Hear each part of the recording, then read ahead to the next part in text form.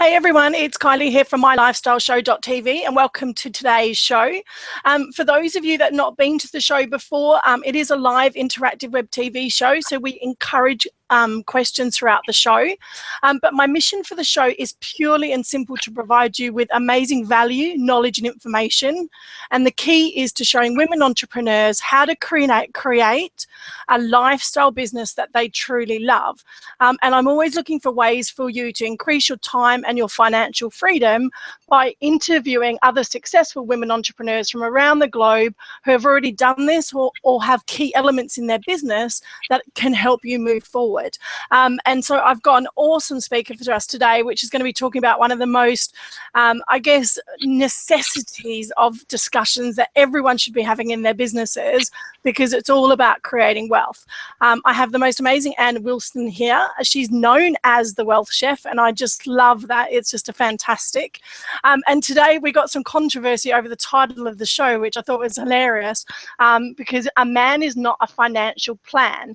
And what obviously Anne said at the end of it was, and you shouldn't be his financial plan either, which I loved. I should have had that as the strap line.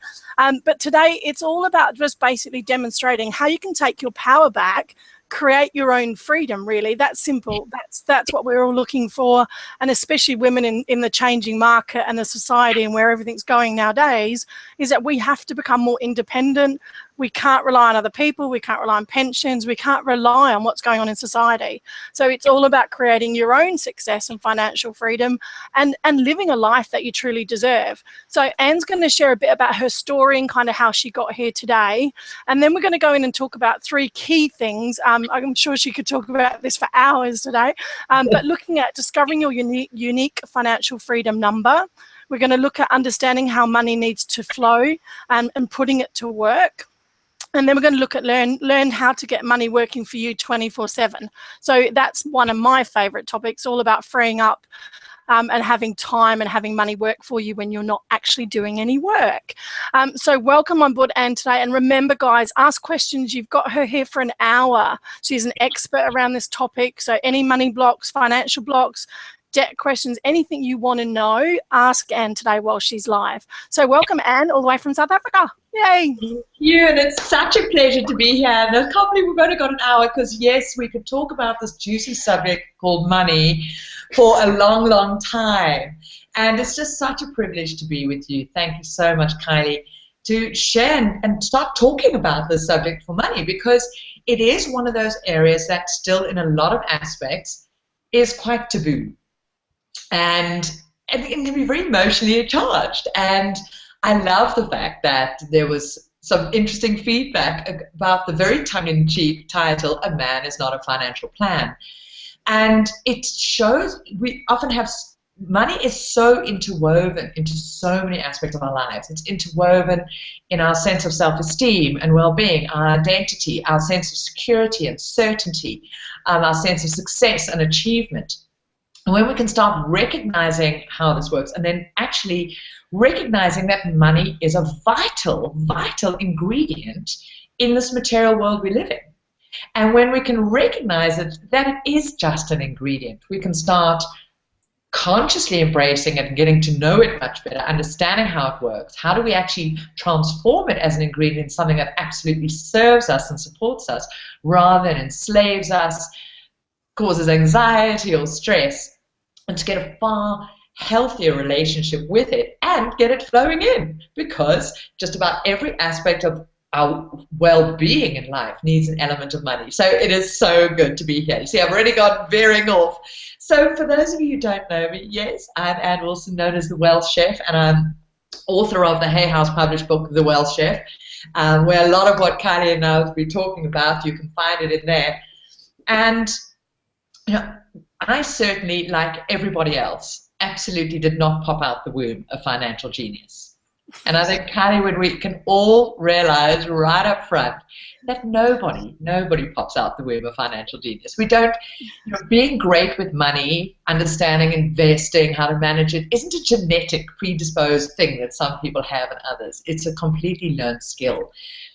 However, having said that, I grew up in a very sort of for want of a better word, let's call it this middle class kind of family. I'm number 5 of 6 kids. In a traditional family where dad worked hard and mum worked damn hard, but she worked hard to keep us alive, and he went off and earned the money. And we never really spoke about money in the family. It was almost a little bit, a bit taboo. It was a little bit dirty to speak about it or side. But yet, in the other way, the only way it was spoken about was to make sure, don't ask for more. Don't be greedy. I guess when there were 6 kids to clothe and side, it was very much that hand-me-down kind of mentality. But the other part of it was, so there was a strange relationship with it. I saw my father working really hard, and then in my early 20s, my father died. And I got to watch my mother for the first time having to handle the day-to-day money stuff, but also significant anxiety and worry that this pot of money that had been left by my dad on his death, that would that last? And it was the first time I really got a sense of vulnerability, especially for a lot of women. And that she had no idea quite who to trust, who to turn to, and faith in herself. And very much that sense of, how do I make sure this pile lasts? And very much this linear kind of thinking that there was a limited pile, and now it was hoping like hell that she ran out before the money did. And that sounds pretty brutal, but it's where a lot of people in that point go, oh my God, there's this limited amount. How do I get, or even how do I get that little lump so that one day I can stop working, for those of us who, in a more modern side work. And that was really when I thought, no, I never want to be that vulnerable. I never want to have to rely on somebody else. Besides, I never want to be in that position that I'm going to be so vulnerable about money. And so I made that conscious decision at that point that I wasn't going to rely on somebody else or the government, decide I was going to sort this thing out. But the only thing I knew and that I'd been taught was this world of earned income. So I went, okay, so I better go and be a bit like my dad. I'll go and get a good job, earn really well, bring a whole lot of money in, and then I'll be safe. Well, looking back, we can smile, but I'm so grateful for my journey, because like anything, you can only know by learning and by doing. And so I did exactly that. I thought, if I go and do engineering, that should be a good job, it'll earn me good money, and I did. I became a civil engineer, because men were the ones who seemed to handle the money stuff. So I thought, well, I better do what they do, because then I'll be okay. And I loved my engineering career, but very, very quickly I thought, okay, I've got this money stuff sussed. I was earning an income now, and on top of my student loan that I had to pay back, I was suddenly being offered a whole lot of other money that I didn't even, hadn't had to. I thought, well, this money stuff's easy. It's wonderful. The credit card, the overdraft, the car loan. And very, very soon, the joy of that, of working, of experiencing that value exchange of money, because that's all money is an exchange of value, when we truly get that as well. But not understanding it, I was trading my future for money. And then that's not a value exchange, and this is in the form of consumer debt, and that I was actually going into a form of prison. So I ended up in a big pile of consumer debt, and fortunately, again, I realized that wasn't what I wanted. There was so much I wanted to do, adventures to have, I wanted to travel, and that if I stayed in this journey, that wasn't the way. And so I was prepared to, I really thought about this, and I was prepared to take short-term pain in order to have real long-term gain. And that short-term pain, often that decision where we need to make to change a path, that resistance to what we think is going to be difficult, is often a lot easier than actually staying in the place we don't want, but that barrier. So I got out of that debt hole and realized that, okay, I could do this. And it took me just over a year with really conscious focus, when you really make radical decisions. And I thought, okay, now I've got this money thing sussed. I'm going to make sure that I can control myself, because obviously I can't trust me. So I'm going to see how much I can deprive myself and how little can I live on. And I'm going to save as much as I can. So I thought, okay, that's going to be the way that I then feel confident, and sometime in the future, when I've got enough, I'll then be okay. I can then go and do the things I want. And this is coming back to this knowing actually how much is enough. I had no idea what that was. So I was now seeing how little I could live on. But I had no idea what the goal was, really. So this anxiety, and I was just holding on to this money. And I also had no idea about how money actually needed to work. So I was only saving this. And so all that could happen happened. I was married at the time, and everything was about what we couldn't do, what we couldn't have. And so a lot of stress and strain came in the relationship from myself as well, because it was like I was depriving my creativity. I was depriving who I was and allowing that to be fed and nurtured by this ingredient called money. And so it all ended up in a big blow up, and both this money that I'd held on to and the marriage walked out the door. And at that time, I was in my early 30s. I was working as an engineer in Hong Kong. And I was like, wow, that was successful. It didn't take me long to be a divorcee living in a foreign country and have completely blown this up. Well, so initially after feeling pretty sorry for myself, and why is this? Well, hang on, there must be another way. That it shouldn't be a trade-off. It shouldn't be if I want the stuff that I want and the experience I want, that must mean that I have to sell my future and then be indebted to others, and this form of modern-day slavery, or this other extreme of deprivation. There must be a place in the middle that I can do the things I want, can have the life, and have financial security, and feel confident about my own financial well-being now and in the future. And that's really when my journey started. And I thought, well, let me go and learn about this. And I realized just because I've learned how to earn money, I had no idea what to actually do with it once I earned it. Our entire education system teaches us how to work for money. We are trained to be workers for money. Go and earn an income. You know, when you think the question we ask kids, what are you going to be when you're big? There's an unspoken implication of how are you going to go and earn money? What's your career? Even a career, it's the implication of what are you going to do as a trade to earn money? And that was the only world I knew. And so this journey started. I'd read a bit and I'd heard about people, this thing called passive income, assets, but I had no idea what they were. And that's when my journey started, going, okay, let me understand this. And from that, so I attended seminars, and well, webinars weren't even around back then on the internet, but read thousands of books and started understanding that there was this whole other world, this world where assets create money and wealth for me. And I understood this very, very clear message. And for those of you who are listening, write this down. Nobody earns their way to financial freedom. You do not earn your way to financial freedom. In fact, you're not meant to. Well, it's almost impossible to do. So fixation on if I can just increase my income, then I'll be okay. And this is a pattern here over and over again. If I can just get the next client, if I can just earn more, maybe if I can skill myself up and get a better job, then I'll be okay. Because all we've been taught is about how to earn income, but it's what happens once we bring the income into our life, which is what matters. And it's a whole different set of habits and skills that we need to learn, and we'll go into some of those now. And through that, I started learning these and applying them in my life. And the more and more I did them, like anything, when you take action and you apply, you get better and better at it, and I learned. And it took me just 8 years. I was about to say 8 days. Wouldn't that have been amazing? 8 years. I was going to say, yeah, can we have the 8-day one? 8 years from that day. And I can honestly say, like anything, it was exponential. Because in the first early years, I was floundering around. There was nowhere where I found one place where all of that was put together. Because maybe I was learning a bit about investing. But how did I manage my money day to day to make it effective and meet all parts of me?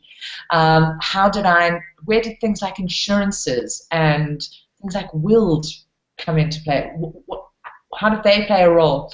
And it was through that time I realized that there were just these 5 core areas, what I call recipes for wealth, that these compartments that actually form the whole well-rounded, holistic wealth recipe. And I achieved my own financial freedom, and we'll go into a little bit more what that actually means, so everybody listening can work out what that is for them in 8 years. And then, I continued to work in the engineering area because I was at my identity and what I knew. So it's really an important point. I did that whilst being a salaried employee, not about suddenly creating some business that got sold for millions or side. It was about what I did with the money, not how I earned it. And then I found more and more and more that so many other people were struggling in this area, and I just couldn't help myself. It would be with my staff, my team. I would start running little workshops on money, and I realized that this was absolutely my passion and actually my gift, that I could communicate and teach aside. And that's when I thought, I've created this in my life for a reason. Firstly, for myself. And I think it's really important that each of us allow that to be absolutely okay. That first, you've got to put your own oxygen mask on. And the first part of your money journey is going to be for your own financial well-being. And then from that solid base, you can expand and reach out and do so much more. And so that's when the Wealth Chef company was formed, and I just now, I pinch myself almost every day of just the incredible blessed life that I get to lead, of helping others achieve the same in their life. And now, literally thousands of people around the world, people in over 47 countries, working with them, and that's who and what I have in my story, Kylie.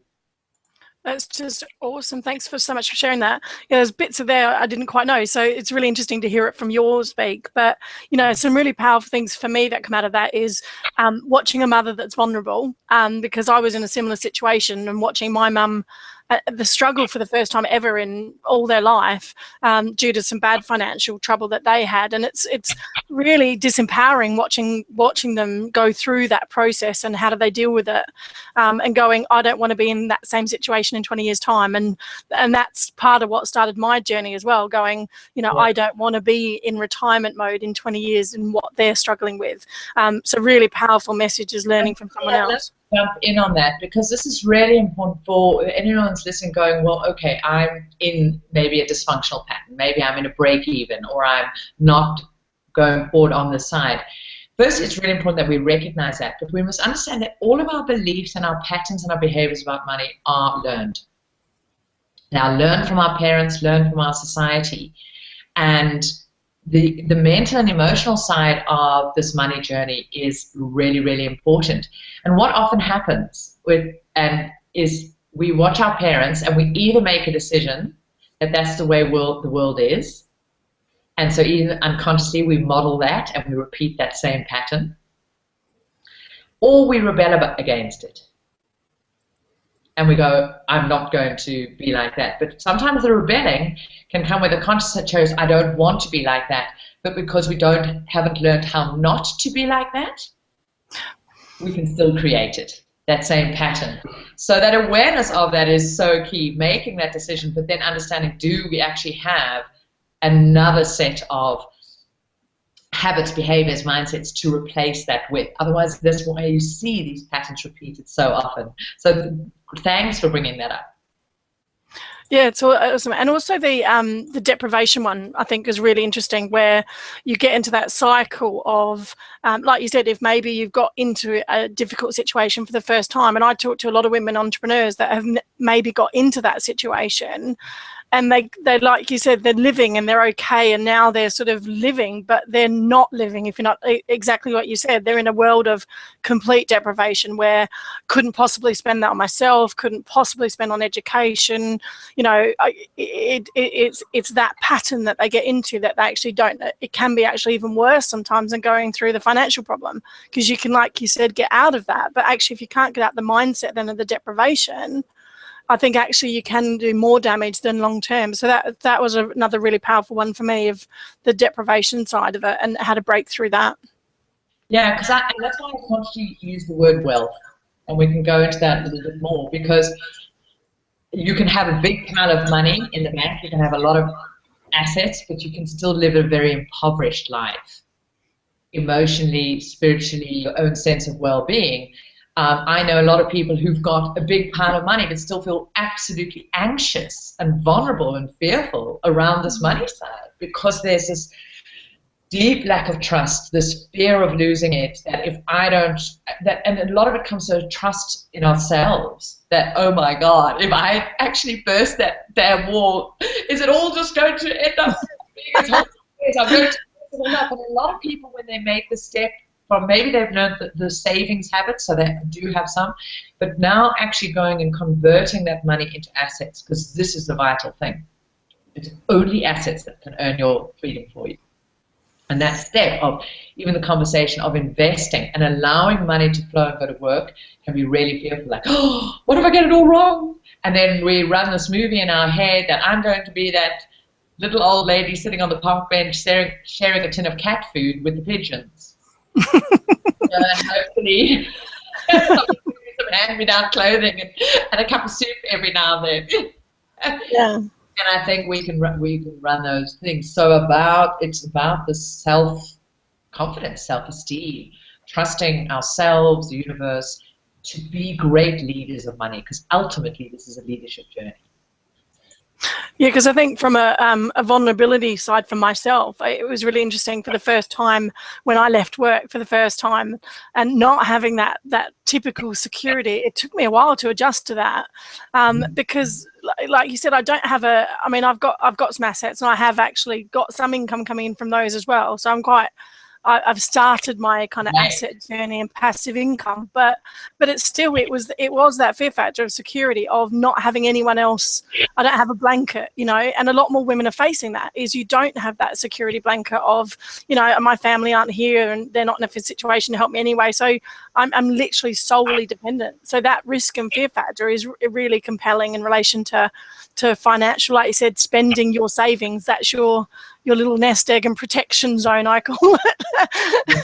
So it does to then go and spend some of it, whether it's on education or something like that, it's quite daunting when you see a big chunk go out. It certainly is. So now we jump in and share with everyone how to work out what financial freedom is. Perfect. Awesome. Great. Because one of the key things, as I say, being a Hay House author, I get to speak on stages with the likes of Gabby Bernstein and Wayne Dyer and others around the world. It's just amazing. And when I do, one of the very first questions I ask the audience is, do you know how much is enough? What is that endpoint? What is your goal in order for you to know that you could stop working if you so chose and earning money actively, and know that there was sufficient income coming in to meet your chosen lifestyle? That is the definition of financial freedom. And less than 10% of the audience is actually will put up their hand. And often people will shout up, well, maybe it's $1 million, maybe it's 2 million. I don't know, Anne, tell me, how much, how much and a lot of people ask me, and how much do I need? And not being facetious at the least, I'll say I absolutely haven't a clue. Because here's the thing. For every single one of us, our financial freedom number, that how much is enough, is completely unique. It's as unique as you and I are, Kylie. Because this is what's really important, and a lot of people don't go back and start at the starting point. We have to define what wealthy is for us. And sometimes this can be almost the hardest part of the journey, because we need to strip away what society has told us, what parents, what magazines and adverts tell us that we need to have, the things we need to do in order to be successful, in order to be loved. And so a lot of people go and create a vision board or a dream board and dream mapping, and those are wonderful, great things. And, starting off, absolutely, if it's been a long time since you actually allowed yourself to even dream any bigger, great. Cut out those yachts, put that dream island on your board, whatever it is, all those different material things. But on this journey, keep asking, is that really my truth? Or is it somebody else's definition of wealthy? Because when we need to go, because when we truly can go here as what is wealthy for me, so for somebody it might be having a beautiful cottage in the country where they can have their easel and their oil paintings, and maybe there's a goat outside and a herb garden, and that might be actually wealthy for them. For somebody else, it might genuinely be having the 72-foot yacht, the Learjet, having Gordon Ramsay make breakfast for them every Sunday. Absolutely. But it's about owning it truthfully for us. Because one of the biggest challenges, if we start going after a goal that isn't ours, we're not going to get momentum. But also when we can define that, knowing what that lifestyle is that you're actually after, only from that can you now define how much is enough. So such a key point. But it's really important that we work out what this is. Because I truly believe this is why less than 5% of the population ever, and I'm talking about both developing and in the developed world, ever achieve this place called financial freedom, even in retirement. And that to me is absolute tragedy, because it doesn't have to be that way. Because if you have no idea what there is, you can't even start the journey. Yeah, totally. That's really powerful. I did an exercise like that about a month ago, and it was the first time I've ever done an exercise of that nature. And I set out what I would do, and it was really interesting. I did it with another girl, and it was so different, ridiculously different, because she's all about the shoes and the shopping and the glam, and because that's what she's like, whereas I was like all about the experiences, the travel, the the doing stuff, because I'm much more about that side of it, and giving back and charity and things. So it was really interesting to do, but it's the first time I've given myself permission to decide what I'd actually want to do, like you said, rather than what someone else would want me to have or do and things like that. So yeah, very powerful exercise to do. So many people get caught into, I've got to have X kind of house, or maybe the children have got to go to X kind of school, or I've got to drive such and such a car, or that in order to be loved, because ultimately this is where that link is, in order to be deemed successful. And this is that journey of ultimate self-love, and self-love is what is it that would be loving to me? What would be that most loving expression of my life? Yep. So with that definition, you then need to work out, once you've got clear, you go, okay, well, what is the income that I believe I would need every month to be able to allow me to live that lifestyle? So what is that? And you can work it out, and you need to work it out specifically, whether it's in dollars, in euro, in pounds, in South African rands, whatever it is, work out, come up with an estimate. So if you're listening right here, come up with a number. Maybe you're living your dream life right now, but what you'd like to do is maintain that life with the choice to not have to work. Because this is the thing, it's about choice. It's ultimate freedom. I work. I love working. Some people go, and you work really hard. Why do you do it? Because I love it. It's an expression of myself, it's creativity of what I can do. But it's about choice. And that's what we're getting to. So where you have enough assets that can earn the income for you to meet the cost of your chosen lifestyle. That is the goal of financial freedom. So calculate or work out what would be a monthly income that you believe you could live that lifestyle that is truly yours. Now then it's really important that you multiply it by 12. So yes, because we always work out, when we're talking about money and finance, we work out in annual amounts. This is just how we work out percentages, and it's important to start thinking in annual size. Break also this mindset of this monthly income kind of thing. We want to be looking at annual amounts. So you're going to multiply that income by 12. So you've got now what your annual freedom income is. That would give you that freedom lifestyle. And you divide that by 0.08. 0.08, whether you're still working at that time, but it's equivalent of dividing it by 8%. And you hit enter, and you come up with a number. And okay, why 8%?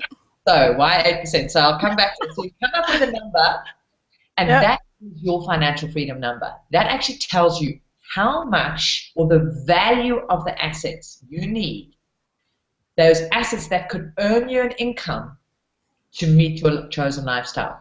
So this is really important. So the reason why we use 8% is, as you learn to become a great wealth chef, once you understand how assets work and this thing of investing, your target is going to be getting those assets earning you an income at between 12 and 15% on average. And that is very easy. For any of you going, oh, well, and that's ridiculous. Savings accounts at the moment only give 2 or 3%. Yes, because we're not talking about savings accounts. Remember, no one saves their way to financial freedom. This is the rate at which your assets would earn money for you. So then we need to factor in things like tax and inflation. And so we use 8% to work out the financial freedom number, the net worth target, to make sure that we don't underestimate what we're needing to give ourselves a buffer. So that's why we use 8%. Makes sense, thank you. That number is now your target, and it's the value of the assets. We also use this because the assets will earn that income for you. So the aim is to have this value, these assets, this critical pot, as I call this asset pot, that you feed off the income of those assets, not the assets themselves. So this is also breaking away from this mindset that there's now a lump that you have that you eat away at until you die, and hopefully and this vulnerability of will it eat away. This is how you create legacies that go on beyond you. If you can choose it, but it's about that you now have a critical mass. You're effectively planting this amazing field of trees, money trees, that you can just keep feeding off, but you don't have to feed off, and you don't have to chop down the trees themselves. So if anybody, put your questions in if you don't understand that. And now here's a really important distinction. For some of you who've just worked that out, you might be going, first you might be excited. When I first calculated this, Kylie, I was like, whoa, this is so cool. Clarity is power. Now I know what mountain I'm climbing. Now I know where I'm heading for. But very, very quickly, that excitement, enthusiasm went to, oh my God. This is looks just huge. How am I ever going to earn that money, let alone save it? And this was when I realized I still didn't really understand the distinction. Because a lot of people are going to go, well, that number just looks so big. And it is a big number for a lot of people. But if you're feeling that, if you're feeling a bit scared and fearful about it, it is a great indication that you don't yet understand these lovely things called assets. Because here's the most wonderful thing, Kylie. Less than 10% of that financial freedom number is going to come from you, of money that you earn. 90% of it is going to be created and earned by your assets in terms of the income your assets make, earn for you, and their capital growth by this wonderful thing called compounding. So now that feels a whole lot better when you look at that number and go, I am only responsible for planting the seed. But this way it comes, the thing is, we have to plant that seed. Assets can't start working for us, compounding can't start working for us, money can't work for us if we don't plant that first seed and give money the leadership so it can do what it does best, which is expand.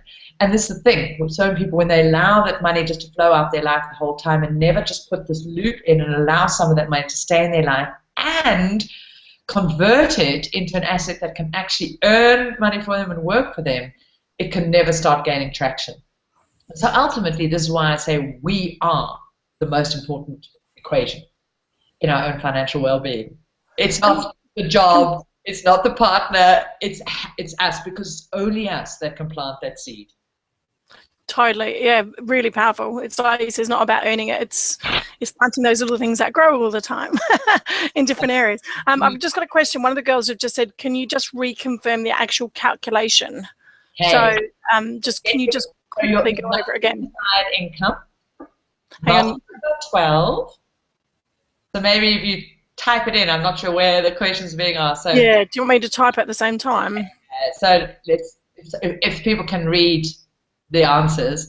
So it's going to be monthly income, it's your desired income, times by 12 equals your annual income. So this is your freedom income per year.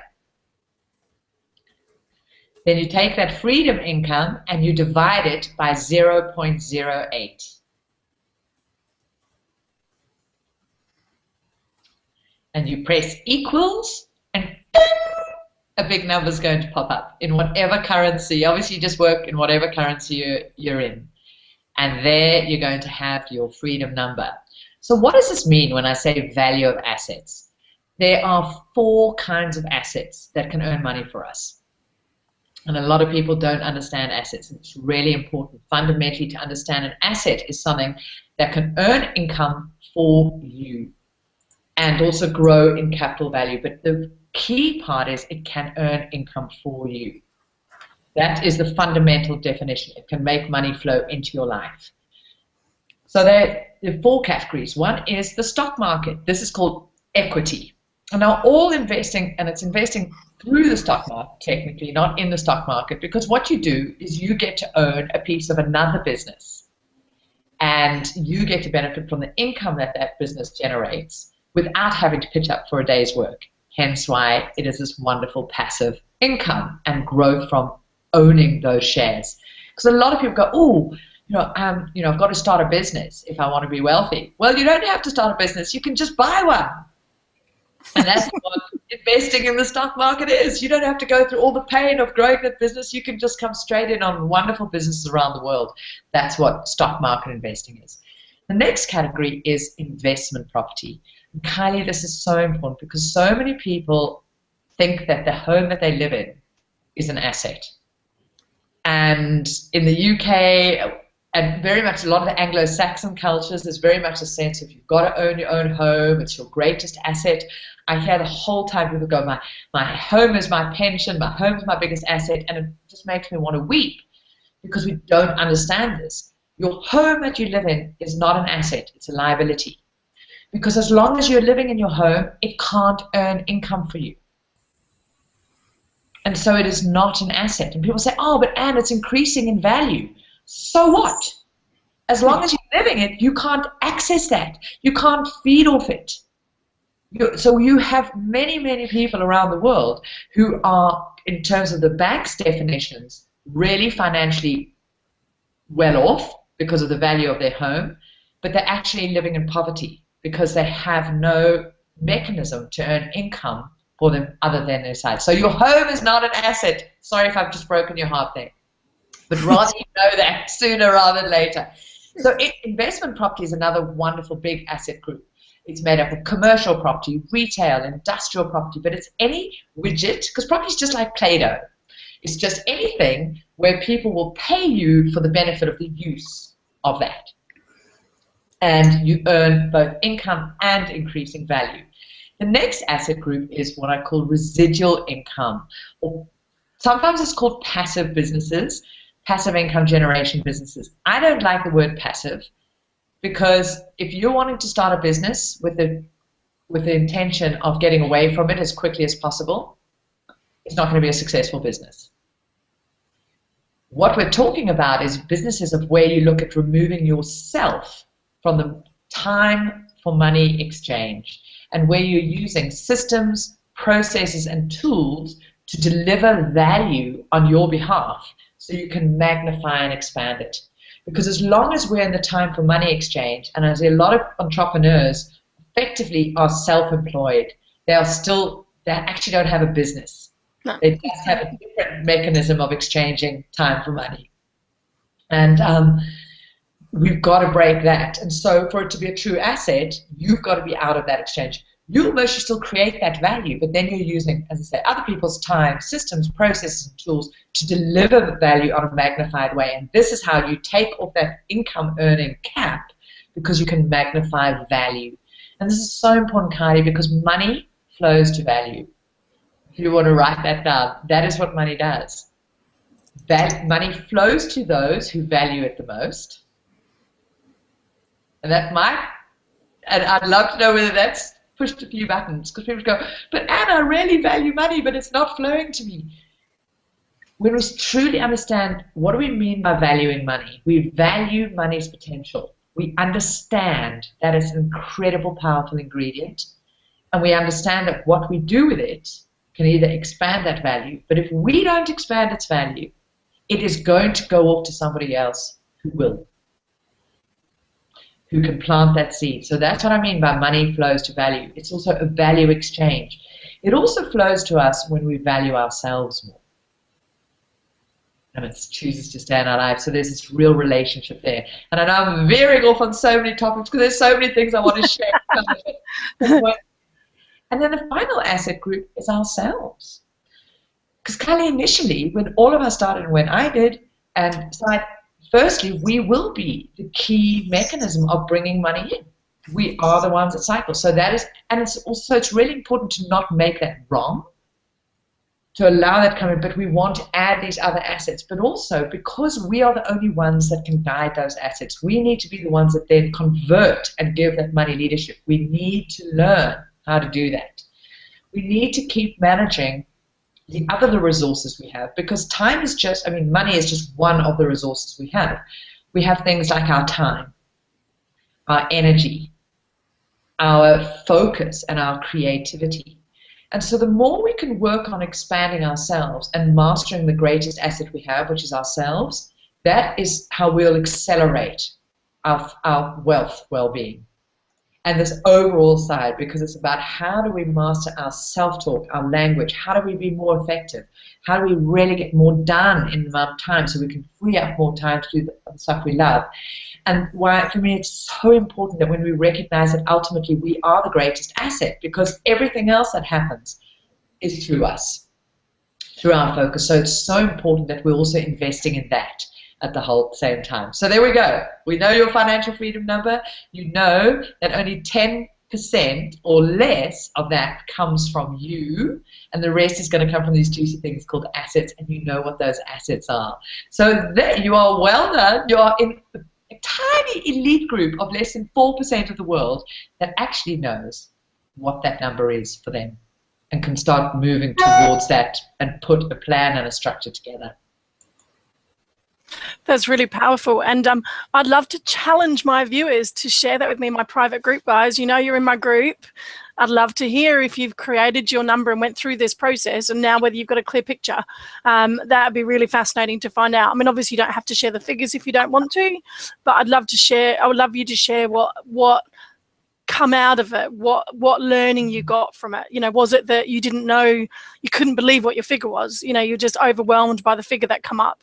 I know I was when I first started thinking bigger than over the last journey I've been over the last 6 months, and I was surprised at what I wanted to do with money that I didn't know I wanted to do, and yeah, some of the things I wanted in my life that I didn't know I wanted, and all that sort of stuff. So I was surprised by my figure, and yeah, I was like, I was playing small. I was playing very small, and I think that's the thing.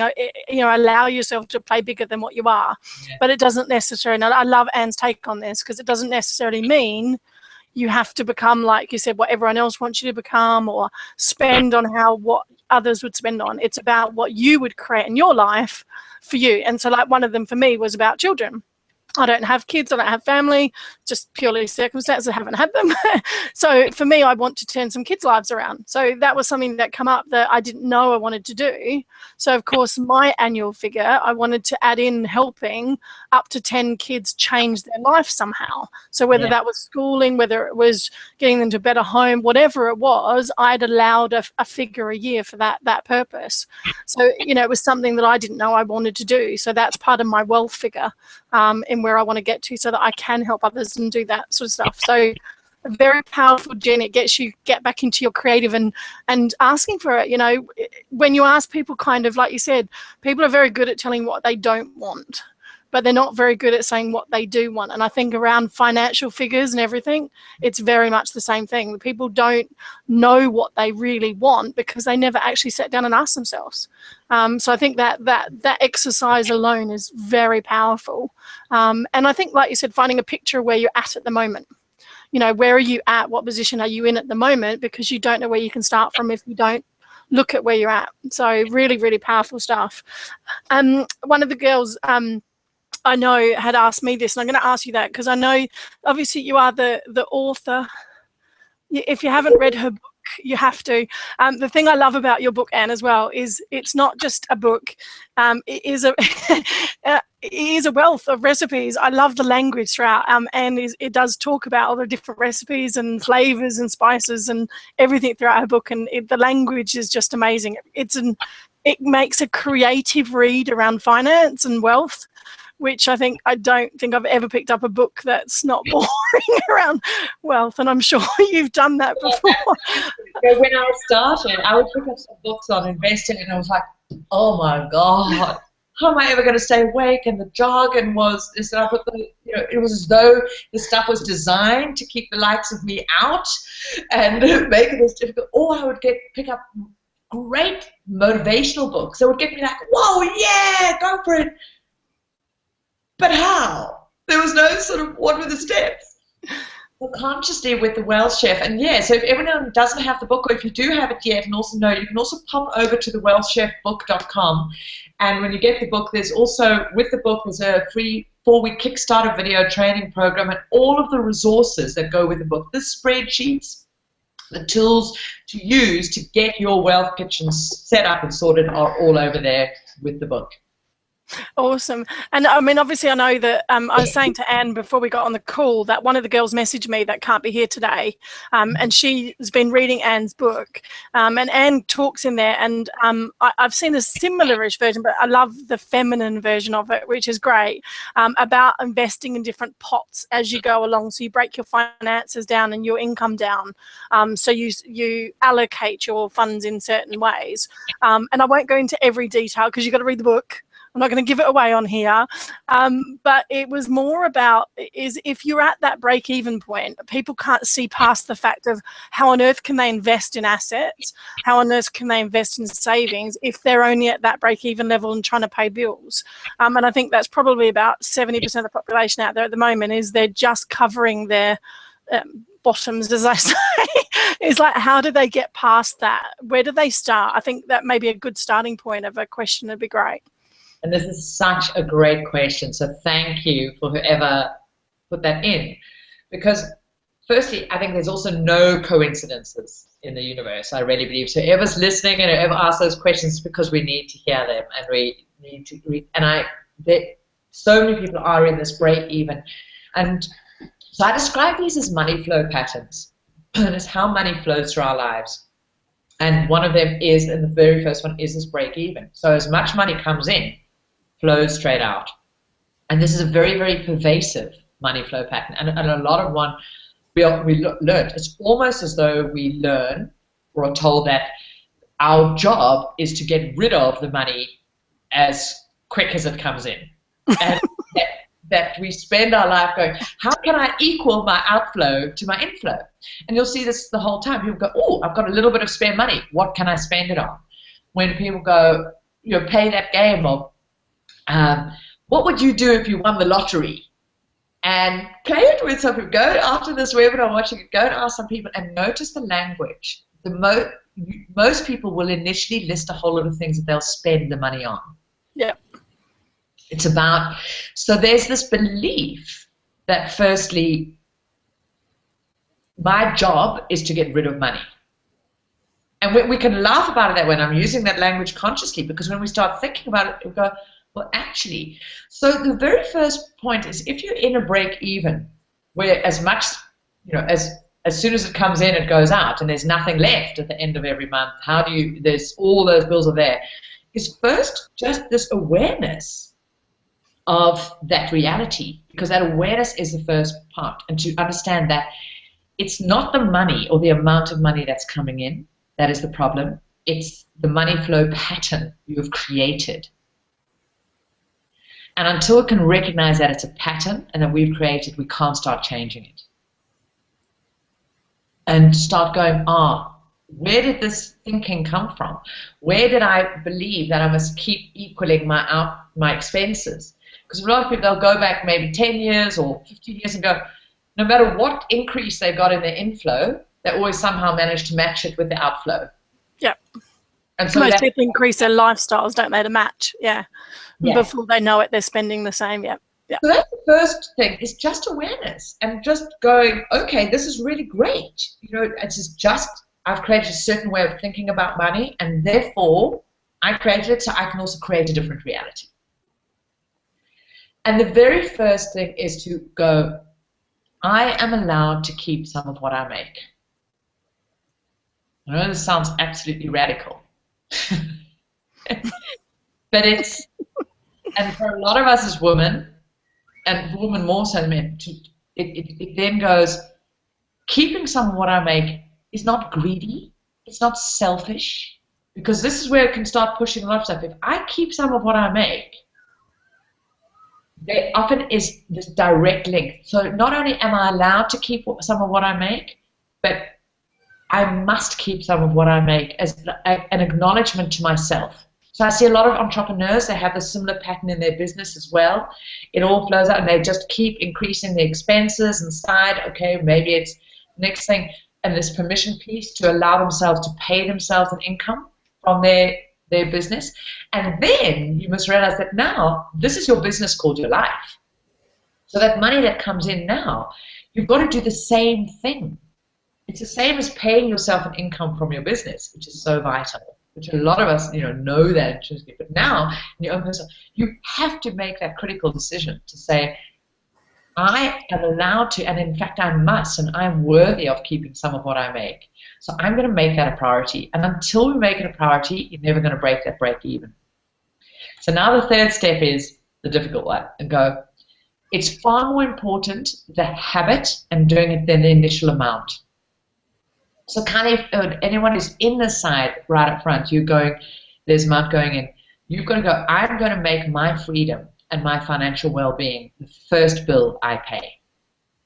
Whatever your billing payment cycle is, maybe it's monthly, I'm going to make that the first bill I pay. And initially, it's going to feel terrifying to go, okay. And it doesn't matter whether it starts with being 20 quid, 10 quid, 11 euros, whatever random amount, maybe 100. The first trigger is actually getting over the confidence that, oh my God, because you're sending a signal to yourself, the universe, everyone, that there's enough. That there's enough for you to be able to keep some of it. Wow. And this is a big step, and I really want to, but this is absolutely vital to breaking that break even. Because if we keep waiting to see, well, if I can earn a bit more, if there's any left at the end of the month, then I'll keep some. There's a very strong possibility you're doing it in other areas of your life. So what I mean by that, with other resources, you're going, if there's some spare time left at the end of my day, at the end of my week, then maybe I'll do some of the things I really want, or the things that nurture me. Maybe it's that meditation practice. Maybe it's going for a dance. Maybe it's going and walking in the forest. If there's any energy left, then I'll give myself that. And often we are, this is part of this shift, if you keep feeding yourself the scraps of your life, that's what you're going to create. If you keep waiting to see if there's anybody else, what you're sending the message is that everybody else and everything else, including your water bill or your internet provider, is more important than you and your dreams and your goals and this precious thing called your life. So when you start saying that, this is you ultimately saying a huge yes to you and your self-worth. So you start just with that first small amount and you pay that first. Then this also triggers the most amazing, wonderful thing called our creativity and our resourcefulness and our resilience. Because now you go, okay, so how and what am I going to do to make sure that the other things are covered? So firstly, you're also going to strip away and go, well, what stuff doesn't serve me? Because if you're in a break-even habit, it's going to be far better for you to look at what you can strip away from those expenses that aren't serving you. And I have now worked with literally thousands of people. And when we go through this, what I call squeezing the juice, and really going deep down and looking at where is the money going, on average, we can find between 15 and 20% of what I call wasted money. It's money that doesn't actually, that we allow to flow out of our mind, our life, in terms of expenses that don't truly juice us. Some of it's just unconscious. We don't even know where it's going because we're not giving our money leadership. Other stuff are just expenses that maybe we thought we just had to have because that's the way life is. You know, you've got to have the certain, television, satellite or cable package or X or Y. But when you really go through each and go, is this really aligned to what I want, and stripping away so that you can start, you've got to bring down those expenses so that you have more coming in than going out. So those are the key steps of breaking that break even. You've got to believe, one, there is enough. because you trigger that when you say, I'm going to keep some of this come hell or high water, because then you get creative and go, okay, how can I have that experience or that holiday or that whatever without it costing me so much? Instead of going, oh, well, I can't afford it. This afford it is one of the worst phrases that there are. Yeah, and I'm covering so many things. I just can't stop talking about this side. There's so many bits. So that's perfect. the break even. Just when we can all start noticing our own internal language. If we're using the words either I can afford it or I can't afford it, we know that we're asking ourselves wrong questions. Affording something should only come about 10th in any decisions about whether to exchange some of your money for something. The first question we should always ask, is this exchange that I'm about to make going to contribute and bring value to my life? Is it going to support me? Is it something that really juices me? That is the first and the most important question, because we're recognizing that that's what money is meant to do. It's meant to support us. That's really powerful. I've never heard anyone describe it like that. That's such a powerful question. Yeah, is it going to provide us with value? Yeah. And am I really going to get value out of it? Or am I making this decision out of a knee-jerk or something that I feel is lacking in my life? Am I making it out of fear of missing out?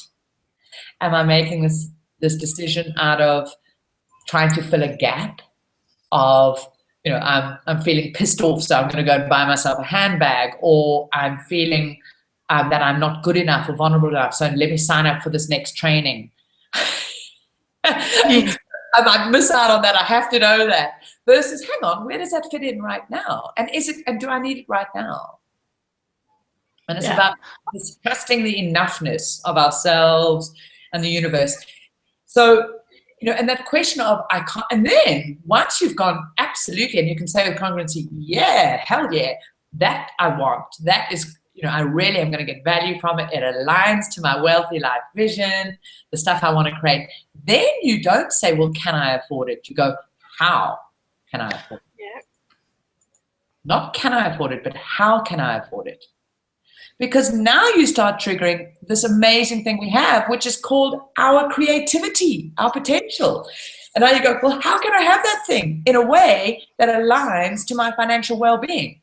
Can I negotiate? Can I, you know, if I want to go and maybe go and see the gorillas in Africa, could I go and volunteer? What could I do? Could I have amazing, how am I going to negotiate? Do I want to stay at X hotel? Do I want to have this experience? What are the ways that I can have it that align with my kind of current financial side? And when we can break this mindset of we always first got to reach to, oh, well, it's got to cost us X amount of money. Because now we get really, and this is where it gets so juicy. And this is where we discover ourselves expanding and having the world. And that's why, you know, I share a lot. For me, there is this financial freedom goal. There's this end goal. But I also talk about the financially free journey. Because it's not just about when we get to that point of where we've got those assets, then we're financially free. It's about realizing the freedom of choice and feeling supported money on that journey when we're fully aligned. This is where we can let go of that anxiety and vulnerability from day one we start on this journey, because we start shifting that relationship with money and giving it great leadership and direction. Oh, sorry, I got sidetracked. Then I was reading something one of the girls just posted. One on Facebook, she sent me a message because she can't log in at work, I think. She's put on there, really great to realise that being employed, whole learning about money and mastering how we can make money from valuing our brand and our skills and creativity before just jumping in to start a business. So I think that's really powerful. Because I think the unique thing about your journey, I think as well, which I love, is it's not that typical rags to riches. And I do a lot of online marketing, and I get tired of hearing, oh, he went from this to that overnight. And most of the time it's rubbish. They've spent 5 years behind the scenes doing it.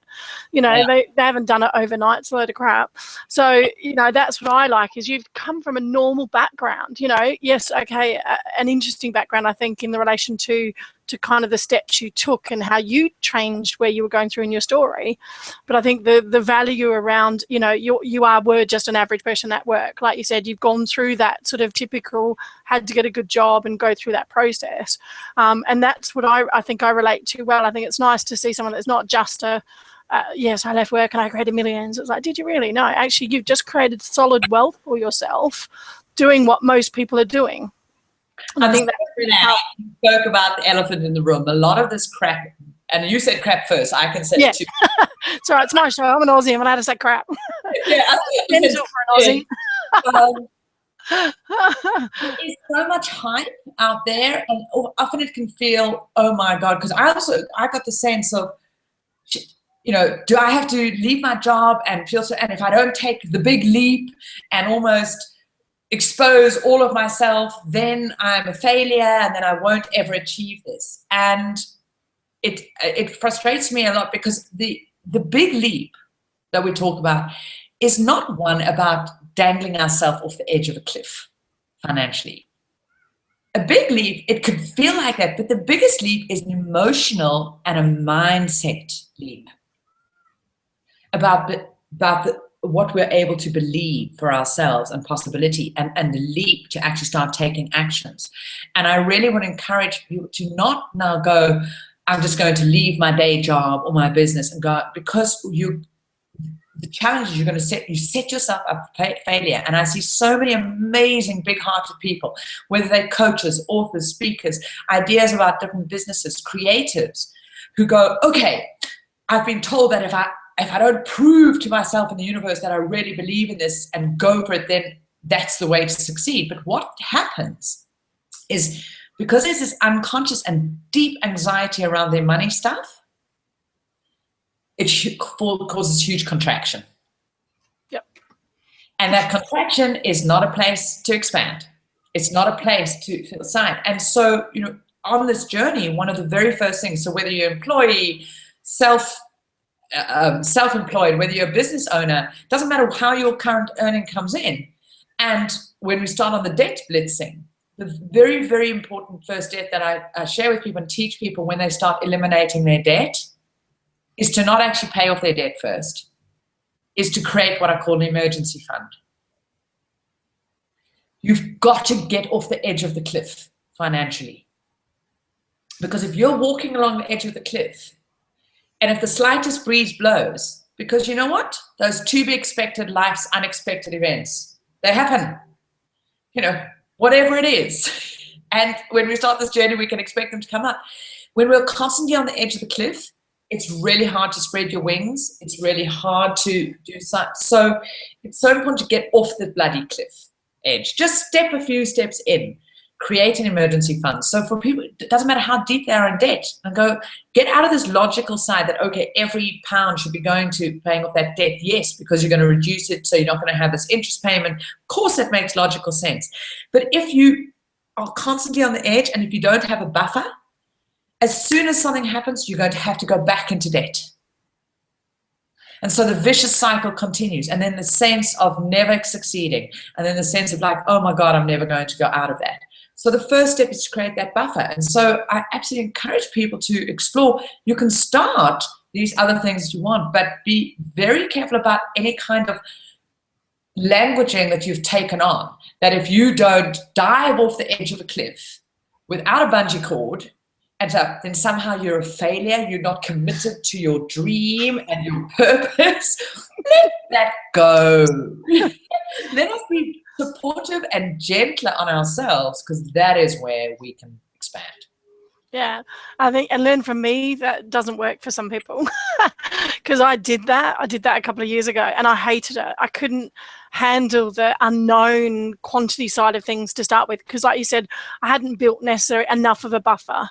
So I then I started making decisions in panic mode, going, oh, I've got to do this because I need this. I've got to do that because I need that. And, Yeah. and you don't make the right decisions because you are, just like you said, either trying to get that extra bit of income in to pay for stuff, or you're just doing stuff because you think other people are doing it and it's working for them, so it must work for you.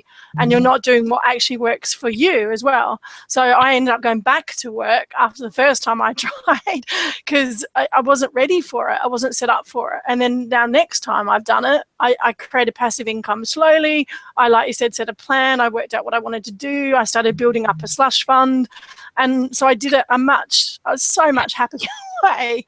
And I've made the right decisions as well. I think that's the thing as well, and very, very powerful, not just to follow what everyone thinks is actually happening out there. And like you said, a lot of people say they've left work as well, don't necessarily have left work straight away either. And absolutely. I just see the time, but I think there's just such a key point we've been on, because I think letting go of judgment of how our wealth needs to come to us and how our income needs to come to us is really, really important. And for me, it took a long time to rewire about how I could allow money to come in and what that needed to look like. Again, because we're so wired about the single, taught to earn money. And we can also attach a lot of our self-worth, our self-esteem, and even that judgment on ourselves about how money, and we can value money from different sources in different ways. So, so for example, people often will call free money. Maybe it's a tax rebate, or maybe they got a little inheritance, or they pick some money up. Suddenly that money is treated at a very lower value than money they've worked for, and will treat it very differently. Often just spend it or give it away, then earn money. And when we recognize that every bit of money has equal value, doesn't matter where it comes from, and that actually, so by putting, and it can be small, different bits and pieces. And when you start, say, investing in the stock market, maybe your initial dividends and income from that might only be 20, 30 quid in that first month. That has as much value as any other money coming in. And when we recognize that and allow it to come in and let go of this big ka-ching event. Yeah. This is another thing of society. We celebrate the person standing on the Olympics podium with their gold medal, the blog about the startup business that overnight success earned the millions, the person that sold, invented something and earned X, Y, and Z. The media and society celebrates the ka-ching, the event, but very little is given to the backstory, the process, the hours and hours of training that went into it. And there is a lot of this side of going, okay, I've got to find the one investment, the one business, the one thing that is going to make me all this money. So when we let go of the one thing, there is no such thing as your wealth is not going to come and stand on your front door and ring your bell with a gigantic check and a bunch of party balloons. That's how it's going to happen. It's going to come in one. Be nice, but no. Let go of this kind of lottery thinking. And this is why what is so terrifying, Kylie, and I'm not sure whether most of you are in the UK, but this for UK stats, but it's pretty much around the world. The average spend on the UK lottery, this is from about 3 years ago, I haven't done some stats recently, is about £180 per month. Oh my God. By the average adult. So now when you think there's a lot of people who don't spend money on the lottery. Oh my God. Now, if that very same amount of money was invested in an index tracker, just earning the average of the stock market return, so I'm talking complete passive investing. It is a simple strategy, which you can go on my website and get. There's a free webinar on that. They just invested the exact same money they put in the lottery. Every single one of those people would be a pound millionaire in their lifetime. God.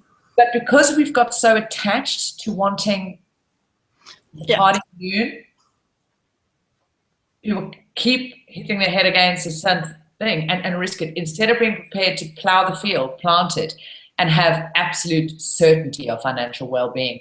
So when we also let go of the one thing, that's when we recognize all these bits and pieces add up, and you need this cohesive plan that you then, because it's that's why I call it wealth habits. Yeah, small, consistent. Yeah, to amazing stuff. So yes, Kylie, I know I've spoken so much. I've seen the time. Sorry for going over. Oh my God, I could have you on here for hours because it is such valuable information. And you know, I mean, I read your book once, and now that I guess I've started implementing bits of it. I'm just rereading it all the time. I'm reading different chapters and going, okay, now let's look at that and let's look at that bit next. So. And powerful, obviously, resources on your page. I'm going to make sure the link for your website is below the video, so if anyone watches the replay. And what's the best way to connect with you now? Great. So through my website, there's lots of great resources. That's thewealthchef.com. And so if they buy the book, they can do the link through thewealthchef.com, or there is a link called thewealthchefbook.com. And you just put the ISBN number or your receipt from Amazon or Kindle into a little box, and you'll get that 4-week training series, Kickstarter, which is videos inside to really accompany with the book to keep the momentum and go through. And that would be great. And you can connect with me on Facebook, on Twitter, all at The Wealth Chef.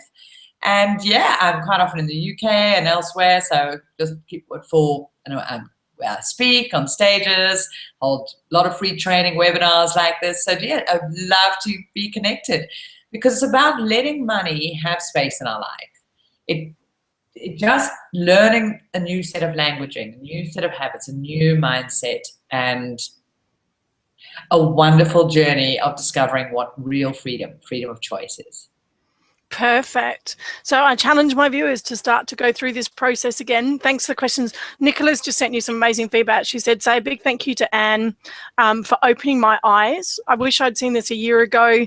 Lower. However, great information. Buffer's the first great lesson for me now.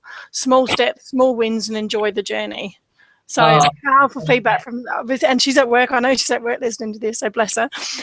So thank you so much. You know, really valuable information, because, you know, no matter what people are doing in their business or where they're at on their entrepreneur, you know, I work with obviously a lot of women entrepreneurs, is you can start this at any time. You know, never think you're too old for it as well. I think that's the other thing. I always hear people go, oh, I've left it too late, or I should have started years ago. And it's like, no, you learn from people that have done it. You know, get on board with someone like Anne, who, yes, it took her 8 years, but I'm sure with her knowledge now, it would probably take you a lot less time, you know. So use the people around you, get around these sort of people that are doing it and can show you how to do it. You know, and that's such a key thing, because that oh, Anne, have I left it too late? And, you know, I work predominantly with women, and it's such an interesting one, because I can have women in their 30s, 40s, 50s, 60s, 70s saying the same thing. So it's a mindset that it's not actually relating to age. And the only real thing we can ever do is go, I've got to make a decision today. I can choose my future. I can't change my past.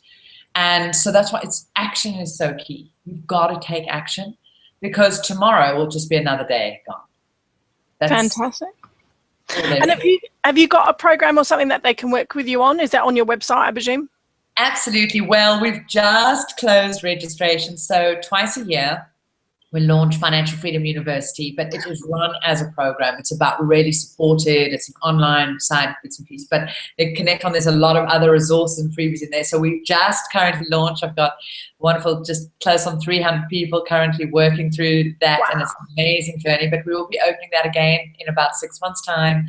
So know that, you know, I'm not going, and this is really important for me, that people make decisions not out of scarcity. So go and explore, see the resources, get the book. There are some other, I've got some other programs coming up, one on investing in the stock market. And so get connected. There are bits and pieces. So really, I think it's the greatest is start with the free resources, get the book, and stay connected. Awesome. Yeah, powerful. And yeah, like you said, it's that first step, isn't it? Make that first decision, just get started. And then it's a journey. It's like you said, you know, 6 months' time, you're going to be in a different place to where you are today if you start today. So work with your journey of where you're at now. Don't wait. Sorry, I should not have said that about your academy. Don't wait till the academy reopens, people. Start now. Start with the resources available to you today. So thanks for that. Thank you so much. I mean, such amazing, valuable information shared today. And, you know, I'm really passionate about bringing this to people, to the women entrepreneurs that I work with. Create more life and freedom, because you can do so much more with your life, to do the things that you love. And the thing I love about working with women entrepreneurs is, as they create more financial freedom and time freedom and things like that, they do such amazing stuff with their time, you know. And that's why you know, I've kind of moved away a bit from the male energy to the female energy, because I love what you do with it. You know, it's about then getting out with the community, your family more. You know, it just changes society step by step when women are free to do what they love doing. So thank you so much for sharing your passionate journey. Yeah, such an important time of the world needing us women to, I was going to use the word step up, maybe that's the wrong word, but I think it's about claiming our power and stepping into that. And really this comes with mastering these areas like money and our sense of worth, and really owning that, because the world needs us. Totally. Yeah. And I'm seeing some big movements. Some really big movements going on. And that's absolutely why I'm passionate about the site, because I truly believe that is so linked with, you know, with financial liberation. A lot of those chains that have kept women from not fully being able to contribute, we can start letting that go, and we change the world. Perfect. And I guess, I mean, I always talk about creating a lifestyle business. Obviously, you have an amazing lifestyle. By the sound of it, you work too hard, but it's your choice, and I like that. So why not? If you decide you want to work, then work. Because I don't usually see it as work. I love it as an creative expression, and I have an amazing lifestyle. You know, I start every day with walking my beautiful dog in a forest. That's how I choose to start my day. I travel all over the world, and yeah, so it's so interesting, that side of what we call hard work, whereas for me it's about contribution, expression, about potential, about expansion. And you know, it was so interesting, you were talking about you wanting to help children, and it just came to me back then, but I didn't want to interrupt you, where I think a lot of people find when you first start, and I think it's really important for it to be absolutely okay that the first part of your financial well-being is for you. Because only when you are filled and your tank is full can you fully contribute. Totally. And I love the fact that, you know, a good number of years ago, I passed the threshold where my freedom pot was full. And we talk about these different pots, and the one pot is your freedom pot. And my freedom pot was full. And so, you know, where I'm now, and I love it, so I've now got an additional pot that I know, and it's what I call my impact pot. And so now it's such a joy that, you know, my target initially was obviously to get my freedom pot in place, and now my aim is I'm constantly looking at how can I expand my assets, how can I get it working harder for me, whether it's my stock market, my property portfolio, and my businesses, because I'm in all asset classes, and myself. But it's now, how can I increase my impact pot? What more can I do? You know, I support an organization called the Small Enterprise Foundation, which is a microfinance organization here in South Africa. So yeah, 100% of all the royalties from the book and 10% of my profit from my business goes to that, which is help women, pro-poor, these women below the poverty line, start enterprises, and with support and structure about financial education. And I go, it's, and I'm sure a lot of people watching here, when I really believe it's a privilege for us to understand money and learn how to make it expand, because that's when we can really make an impact. Because the Good Samaritan, if the Good Samaritan didn't have money, there would just be another wishful thinker. Perfect. Well, I'm going to close it on that, I think. Yeah, we better stop there. It's such a powerful closing message, and it is true. And you know, you're just a shining example of what women can really do when they get out there and understand this, and like you said, develop themselves first. I think that is the key. You know, you always say you can't help someone else if you can't help yourself first, and that's in everything, I think. So very, very powerful. Thank you. This has been an awesome show and so much value. And I'm sure the girls that are watching the replay are going to absolutely love this as well. So thank you very much. Like I said, the link to her website will be below the video just in case you missed that, but it's thewealthchef.com. Can't forget it, which is why it's an awesome brand. And yeah, do get the book, start reading, go through it and check out the resources on the site. So I'll be back next week. I have the awesome Kelly Fidel on next week, who's obviously the queen of conversions and talking about sales and all the techniques of going through the glass ceiling. So it's going to be another powerful session, I'm sure. So thanks so much for your time, Anne, and I will speak to you again very shortly, and we will see you guys later. If we've missed any questions, just message me and we'll get them answered for you. Cheers, guys. Thanks. Bye.